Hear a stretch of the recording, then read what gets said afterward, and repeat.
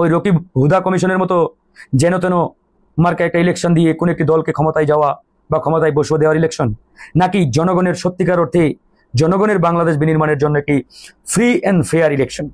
সেটা নিয়ে কিন্তু আজকে বিস্তর আলোচনা শুরু হয়েছে এবং আমরাও করছি। হয়তো রাজনৈতিকভাবে নানান জায়গায় নানান বক্তব্য দিতে অনেক কথাই আমাদের বেরিয়ে আসে বা বেরিয়ে যায়, কিন্তু বাস্তবিক অর্থে ওই ছলাকলা বা যেন তেন মার্কা কোনো ইলেকশন যদি আগামীতে হয়ে যায় বা করার কেউ চেষ্টা করে, তাহলে দেশে আবার বিপ্লব হবে, আবার গণঅভ্যুত্থান হবে, আবার রক্ত ঝরবে, আবার তরুণরা রাজপথে জীবন দিবে। একবারই পরিষ্কার। তাই যেন তেন মার্কা কোনো ইলেকশন এদেশের মানুষ আর কখনোই গ্রহণ করবে না। তো ঠিক সেই জায়গা থেকে ৭১ পরবর্তী সময়ে আসলে বাংলাদেশ সেই জনগণের যে আকাঙ্ক্ষা সেটি আসলে বাস্তবায়ন হয় নাই বা করতে পারে নাই, because of dirty politics and political leaders. তারপরে ১৯৯০ সাল, ৯০ সালের ইতিহাস আমরা সবাই জানি। ৯০ এসে আরেকবার এদেশের মানুষকে জীবন দিতে হলো, আরেকটা বড় লড়াই করতে হলো ফ্যাসিস্ট এরশাদের বিরুদ্ধে। সেই লড়াইয়ের পরে যারা সেই লড়াই সংগ্রামে যুক্ত ছিলেন, লড়াই করেছেন, তাদের মধ্যে একটা বদ্ধমূল ধারণা ছিল এই ফ্যাসিবাদ পতনের পরে বাংলাদেশে একটি আমূল পরিবর্তন আসবে। এদেশের মানুষ ভোটাধিকার প্রয়োগ করতে পারবে, সুন্দরভাবে দেশের মানুষ তাদের ভোটাধিকার প্রয়োগ করবে, জনগণের কাঙ্ক্ষিত আকাঙ্ক্ষা বাস্তবায়ন হবে। কিন্তু বাস্তবিক অর্থে সেটি কতটুকু হয়েছে তা কিন্তু আমরা সবাই জানি। এরপরে ২০২৪ সালের বড় একটি লড়াই, এই লড়াইয়ে হাজার হাজার ছাত্র জনতা জীবন দিলেন, রক্ত ঝরালেন। এখন আমরা ভোটাধিকারের কথা বলছি, ইলেকশনের কথা বলছি। অবশ্যই ইলেকশন দরকার। এদেশের জনগণ বিগত ১৫-১৬ বছর ভোট দিতে পারে নাই, তারা ভোটাধিকার দিবে, তারা তাদের ভোটাধিকারের মাধ্যমে নেতৃত্ব নির্বাচন করবে। এখন প্রশ্নটা হচ্ছে কোন মার্কা ইলেকশন, কিরকম ইলেকশন? ওই রকিব হুদা কমিশনের মতো যেন তেন মার্কা একটা ইলেকশন দিয়ে কোন একটি দলকে ক্ষমতায় যাওয়া বা ক্ষমতায় বসিয়ে দেওয়ার ইলেকশন, নাকি জনগণের সত্যিকার অর্থে জনগণের বাংলাদেশ বিনির্মাণের জন্য একটি ফ্রি অ্যান্ড ফেয়ার ইলেকশন? সেটা নিয়ে কিন্তু আজকে বিস্তর আলোচনা শুরু হয়েছে এবং আমরাও করছি। হয়তো রাজনৈতিকভাবে নানান জায়গায় নানান বক্তব্য দিতে অনেক কথাই আমাদের বেরিয়ে আসে বা বেরিয়ে যায়, কিন্তু বাস্তবিক অর্থে ওই ছলাকলা বা যেন তেন মার্কা কোনো ইলেকশন যদি আগামীতে হয়ে যায় বা করার কেউ চেষ্টা করে, তাহলে দেশে আবার বিপ্লব হবে, আবার গণঅভ্যুত্থান হবে, আবার রক্ত ঝরবে, আবার তরুণরা রাজপথে জীবন দিবে। একবারই পরিষ্কার।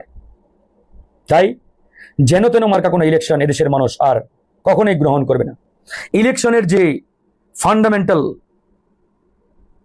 যে আপনার বিষয়গুলো রয়েছে ইলেকশনের পূর্বে, সেটা হচ্ছে নাম্বার 1, লেভেল প্লেইং ফিল্ড তৈরি করা।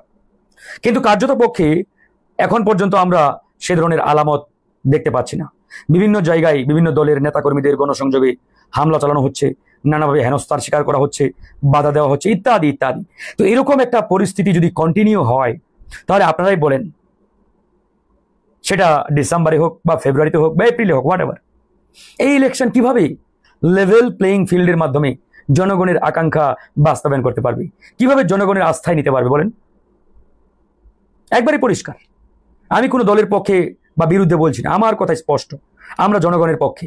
জনগণ কি চাই, জনগণ কি মানে আমাদের প্রতি আকাঙ্ক্ষা ধারণ করে আমরা সেটি বাস্তবায়ন করব। জনগণের বিরুদ্ধে গিয়ে, জনগণের বাইরে গিয়ে আমরা কিছু করব না, করতে চাইও না। জনগণের আকাঙ্ক্ষাটাই গণ অধিকার পরিষদের কাছে সবচাইতে মুখ্য এবং গুরুত্বপূর্ণ। ইলেকশন নিয়ে আমাদের প্রধান উপদেষ্টার বক্তব্যের পরে খুব একটা আপত্তি, ভিন্নমত, দ্বিমত কোনোটাই নেই। যেহেতু প্রধান উপদেষ্টা বলেছেন, এরপরে লন্ডনে তারেক রহমানের সাথে মাননীয় প্রধান উপদেষ্টার বৈঠক হয়েছে, সেই বৈঠককে আমরা ইতিবাচকভাবে দেখছি। কিন্তু প্রবলেমটা হচ্ছে সেই বৈঠকে প্রধান উপদেষ্টার সাথে একটি দলের বৈঠক হয়েছে এবং সেখানে যেভাবে একটা জয়েন্ট স্টেটমেন্ট মিডিয়াতে আসছে, এটা আসলে দুঃখজনক। এই স্টেটমেন্টটা প্রধান উপদেষ্টা ভার্সাস আপনার ওই তারেক রহমানের না হয়ে যদি বাংলাদেশের ফ্যাসিবাদ বিরোধী রাজনৈতিক দলগুলোর সমূহ মানে সম্মিলিতভাবে বা সমন্বয় করে প্রধান উপদেষ্টার সাথে একটি জয়েন্ট স্টেটমেন্ট মিডিয়াতে আসতো, জনগণের সামনে উপস্থাপন করা হতো, সেটা হয়তো সবচাইতে কার্যকর এবং জনগণের কাছে সবচাইতে বেশি অ্যাকসেপ্টেবল। বাট সেটা হয় নাই। সেই না হওয়ার কারণেই মূলত আজকে নানান আলোচনা, নানান সমালোচনা, নানান প্রশ্নের ইতিমধ্যে জন্ম দিয়েছে। এখন অনেকে অনেক কথা বলতে পারে, ইলেকশন, নির্বাচন, নির্বাচন অবশ্যই দরকার, তবে সেটা কবে হবে, কিভাবে হবে, সেটা নিয়ে বিস্তর আলোচনা ইতিমধ্যে শুরু হয়েছে, আলোচনা চলছে এবং ভবিষ্যতেও হবে। আলোচনা চলুক, আলোচনা যত চলবে তত আমি মনে করি বেটার সলিউশন এবং ওয়ে বের হয়ে আসবে। আপনি যদি আলোচনা না করেন তাহলে কিন্তু বেটার সলিউশন বের হয়ে আসবে না। তাই আমাদের আলোচনা করতে হবে, আলোচনা ভেরি ভেরি ইম্পর্টেন্ট। এখন প্রবলেমটা হচ্ছে কার্যত পক্ষে একটা ইলেকশন করার জন্য যে পরিস্থিতি, যে এনভায়রনমেন্ট ক্রিয়েট করা দরকার, যে এনভায়রনমেন্ট তৈরি করা দরকার, যাতে জনগণ নির্ভয়ে নির্বিঘ্নে ভোট কেন্দ্রে এসে ভোট দিতে পারে, তাদের ভোটাধিকার প্রয়োগ করে তাদের পছন্দের প্রার্থীকে তারা ইলেক্টেড করতে পারে বা নির্বাচিত করতে পারে, এরকম একটা এনভায়রনমেন্ট তো আমাদের তৈরি করতে হবে। কিন্তু বস্তুত পক্ষে, কার্যত পক্ষে এখন পর্যন্ত সেরকম এনভায়রনমেন্ট আমরা দেখতে পাচ্ছি না। এখন এরকম এনভায়রনমেন্ট তৈরি করার আগে কোনোভাবেই ইলেকশনের পরিস্থিতি তৈরি হবে বলে আমরা মনে করি না।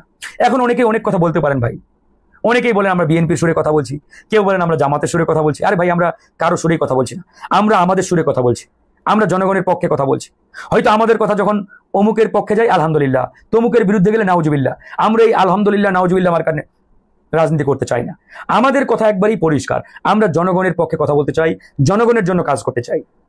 এখন রাজনীতির মাঠে কাজ করতে গিয়ে, কথা বলতে গিয়ে, আন্দোলন সংগ্রাম করতে গিয়ে অনেক সময় অনেক ত্রুটি বিচ্যুতি হয়ে যায়। আমরা তো ভাই মানুষ, ফেরেশতা না, তাই না? তো সেই জায়গা থেকে আমাদের প্রাইম যে লক্ষ্য সেটাকে আপনাদের খেয়াল করতে হবে। যেমন দেখেন, হাসিনার আমলে কিন্তু আমাদেরকে অনেকবার এরকম হ্যারাসমেন্টের শিকার হতে হয়েছে, নানাভাবে আমাদেরকে জনগণের সামনে আমাদেরকে তারা গুজবের মধ্যে ঢুকিয়ে দিয়ে আমাদেরকে নাজেহাল করার চেষ্টা করেছে। এক পর্যায়ে বলার চেষ্টা করেছে এরা ওই আওয়ামী লীগের বি টিম, এরা হাসিনার আন্ডারে ইলেকশনে যাবে, ইত্যাদি ইত্যাদি, কিন্তু সেগুলো মিথ্যা প্রমাণিত হয়েছে।